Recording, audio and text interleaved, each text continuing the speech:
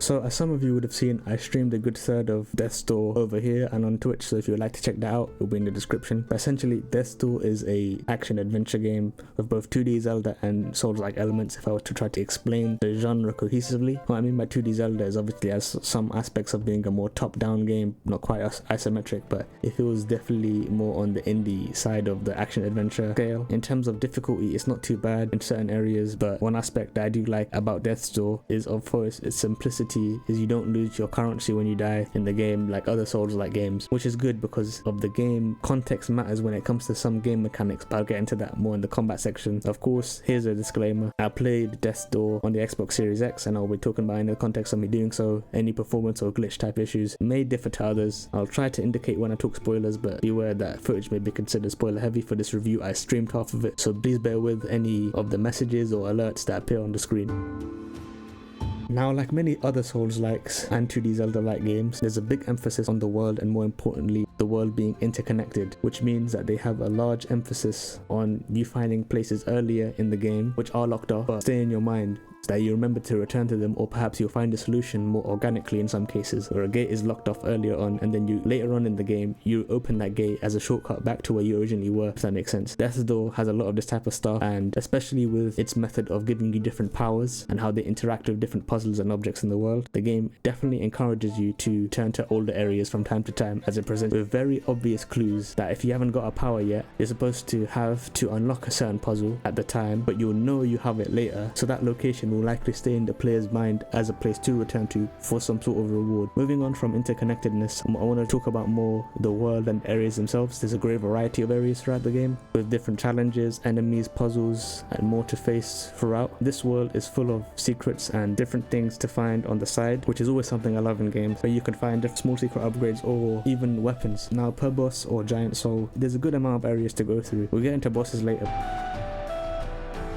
Now, talking about the combat in the game, it's quite straightforward, but there's definitely some complexities that I think people can appreciate. Of course, there's the basic attacks you can do by just hitting the enemy, and to avoid enemies' attacks you need to utilize rolling. That's pretty much the main loop of the combat at the beginning if you're just starting out with the game. Nothing too complex or difficult at all, but once you start to factor in other things like powers, like the bow, the fireball spell, the bomb spell, and the hook get throughout the course of the game in their base forms, you can quickly figure out there is a sort of zen or flows to this combat that, while it is simple, it does feel satisfying. See, to use the different powers, you're going to need to utilize your mana in an effective way. Of course, you could just spam your powers and use all your mana very quickly. You'll get through the majority of the game like that, to be honest, but definitely find different ways to optimize and ensure that combat flows properly. Like, for example, doing specific combinations of powers and attacks can basically make it so that you never run out of mana. This is also not considering that the powers themselves get upgrades later on to make them better, like the bow gets a greater charged arrow after completing its challenge, fireball spell sets enemies on fire when you complete its challenge, the bomb spell no longer damages you when you do its challenge, so you can be more risky with it. We also haven't talked about the different weapons in the game. This isn't some huge catalogue, but there are 3 or 4 different options in the game, and one that I couldn't get to. After the base weapon, I primarily used the lightning hammer,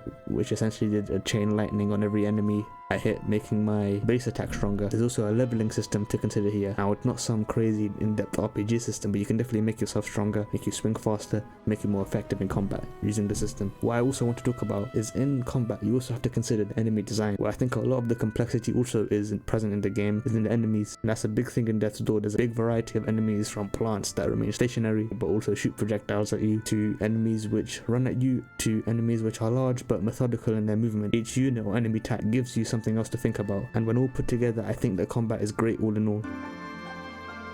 Onto a smaller but still relevant aspect of the game is the puzzles. Now, this isn't fundamentally a puzzle game, which is all good. The few that there are pretty easy and self-explanatory that just show up throughout the different levels in the game. None of them were really an issue, but I don't think they were supposed to be a big issue. They were really meant to break up the pace between combat and exploration, and also impede the player in a way to stop them getting to an area due to them not having a certain power. Those puzzles were the ones that I would need to come back to later on from time to time to see that if I had the necessary power to complete the puzzle.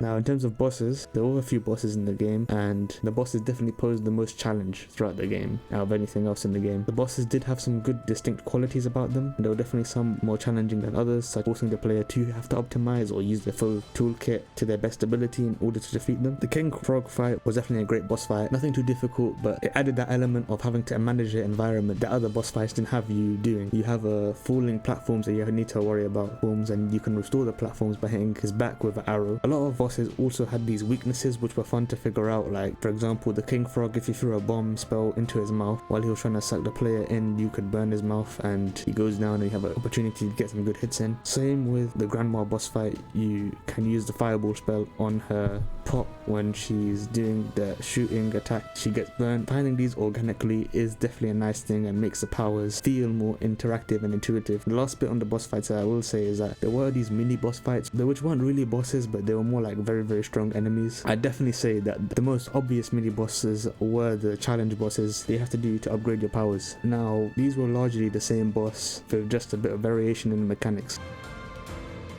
The story of Death's Door is a simple yet effective one, a tale where death has essentially left the world and in its place crows called Reapers who are employed to collect the souls of the dead. Your character is one such Reaper who is on an assignment which then loses its assigned soul, which is a big problem. During assignments, Reapers become immortal and can die. You, the player, then have to track down the large crow who was the one who went and took your assigned soul. Unfortunately, it's too late. He's already used it to try to open a mysterious door she claims is to the afterlife. He had lost his assigned soul too long ago, and he wants to get it back by opening this door, which will allow him to complete his assignment. To fully open the door, this requires souls of great power, so it's the player's job to go out and defeat these 3 bosses or giant souls to then open the door to see what lies beyond. On this journey, the player will meet different kinds of characters, go through different areas, interact with different peoples and stories, find out motivations of why they would want to help the player. Skipping forward now, of course there's spoilers we've been getting into. They want to talk about the Lord of Doors more as a character, which is the final boss of the game. Takes interest in the player early on in their journey to open the door. I think he has a very interesting perspective. Of course, again, another spoiler warning. Him being from a line which purpose is to open these portals and to serve the natural order, so then Death can go and collect these different souls, and he's from this line which his whole purpose is to do that, and his whole purpose at the end of that is to then die and let another take over, as was done with him. There was a Lord of Doors before him who then died and he took over, but then the current Lord of Doors, subverts this, and then this leads to a bureaucratic and ultimately flawed system of death which we see in the game. He also acts as the perfect foil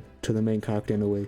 If you think about it, the main character is a worker who's just expected to do his job, never fail, expected to perform perfectly, and for most of the time you'd assume he did, but the Lord of Doors who couldn't do his basic job and clings to his position of his intense fear of the natural order and its ultimate end, which is death, even to the point where he would do all in his power to subvert it. Then this goes on to like more of the ultimate question. We can talk about the Lord of Doors and how he was afraid of dying in a more passive way, but in the end his job was to live and die as per the natural order his line protected. He couldn't get over the fact that he was really just born to die, and the game goes and asks a lot of deeper questions if you really look into it. There is something there that really made me enjoy the story. There's a lot to be inferred from the story that you could go deeper on. To the conclusion, as usual, I don't give review scores to games that don't have sequels or don't have a possibility at the time of review to become a franchise. Focus on pros and cons a bit later on, but in terms of would I recommend the game, I would definitely recommend the game if you're into these types of 2D Zelda-like games with Souls-like elements. It's definitely not too difficult once you get your head around it. The combat system, and at the time of review, it's still in Game Pass. If you want to give it a try, I would highly suggest you try it through there or on sale. Roughly took me around 16 hours to beat. There is a secret second ending to the game where you collect all the shrines, I believe, but I didn't get that because I just got the normal ending and was done with the game. If you'd like to watch some of my playthrough of the game, I have it on my channel already, some specific stream highlights that I made dedicated to it, turned with some pros and cons. Pros: great bosses, simple yet fun combat, good exploration and interconnectedness, exceptional themes, and overall questions left after the story. Cons: some aspects of combat can be annoying and not being able to heal outside of the little flower pot. Some enemies can be very annoying and some areas can be very confusing to navigate. Thank you for watching this video to the end. It's a shorter review because I have some bigger reviews planned. If you liked the video, make sure to like it, subscribe if you're new and you want to see more content like this, and if you want to support financially, there's always the Patreon. Hopefully I see you in the next video. Bye.